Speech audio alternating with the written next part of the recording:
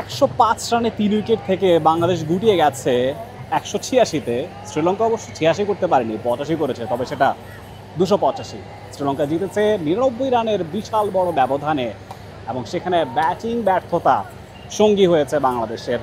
যেটা বলছিলাম, middle order পর্যন্ত ঠিকঠাকই ছিল, এবং তারপরেও দেখা গেছে ষষ্ঠ উইকেটে জাকের আলী অনিক এবং তাওহিদ হৃদয় একটা আশা জায়গা নিয়ে জুটি তারা দাঁড় করাচ্ছিলেন। আনফর্চুনেটলি সেটা লম্বা করা যায়নি এবং বাংলাদেশকে হারের তিক্ত স্বাদ পেতে হয়েছে। শ্রীলঙ্কার মাটিতে প্রথমবারের মতো সিরিজ জয়ের একটা সম্ভাবনা তৈরি হয়েছিল। আনফর্চুনেটলি সেই সম্ভাবনাটা একেবারেই উড়ে গেছে।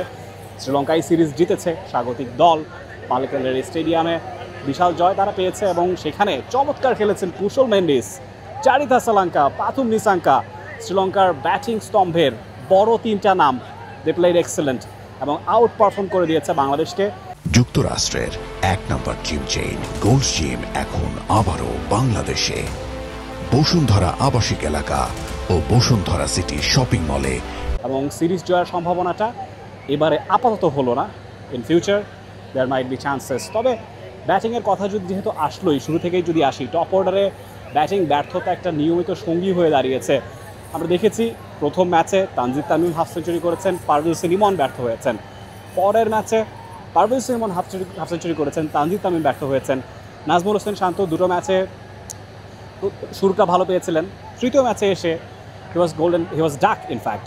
কথা হচ্ছে তার যদি ফিটনেসের সমস্যা থাকে তাহলে তাকে ড্রপ করে কেন মোহাম্মদ নাইম শেখকে খেলানো হলো না, সেটা হলে হয়তো বা একটা ডিফারেন্স এরও তৈরি হতে পারতো। হু নোস আসলে নাজমুল হোসেন শান্ত আদৌ ফিট ছিলেন কিনা সেটা হয়তো বা টিম ম্যানেজমেন্ট ভালো বলতে পারবেন। ফিট না হলে নিশ্চয়ই তাকে খেলানোর কথা না, তবে একটা ডাউট থেকেই যাচ্ছে। এবং বাংলাদেশের মিডল অর্ডার নিয়েও যদি বলতে হয়, সেখানে তাহিদ হৃদয় আগের ম্যাচেও হাফ সেঞ্চুরি করেছেন, এই ম্যাচেও হাফ সেঞ্চুরি করেছেন, দুটো ম্যাচেই ঠিক 51 রানে তিনি আউট হয়েছেন। ইনিংসটাকে লম্বা করতে পারেননি। একটা সেঞ্চুরি বাংলাদেশ টিম থেকেও আসতে পারতো, তাহলে হয়তো বা সিনারিওটা ডিফারেন্ট হতে পারতো। হু নোস, যদি ম্যাচটা বাংলাদেশ নাও জিততো, জয়ের কাছাকাছি যাওয়া যেত, সেটা ঘটেনি এবং সেখানে ব্যর্থতা সঙ্গী হয়েছে। যাই হোক, বাংলাদেশের এই ব্যাটিং ব্যর্থতা টি-20তে কেটে যাক, সেই প্রত্যাশা সবার থাকবে।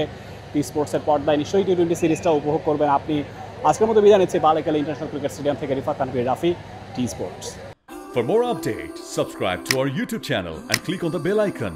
Follow us on Facebook and Instagram. Download T Sports app to enjoy exciting games and highlights. Visit tsports.com.